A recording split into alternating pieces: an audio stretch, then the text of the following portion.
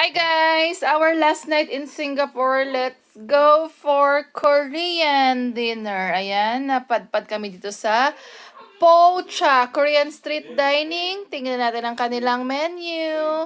And guys, ang cute. May K-drama, K-pop feels. Ayan, nakikita kung paano niluluto ang iyong ino-order. Tingnan natin kung paano sila magluto.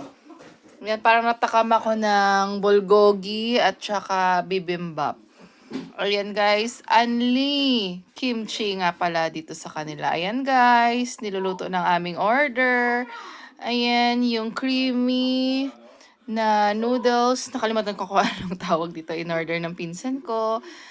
And ito sa anak ko, yung fried rice, Korean fried rice. And ayan, umorder ako ng bulgogi and beef bibimbap. Kain tayo. Yun lang. Thank you for watching. Bye!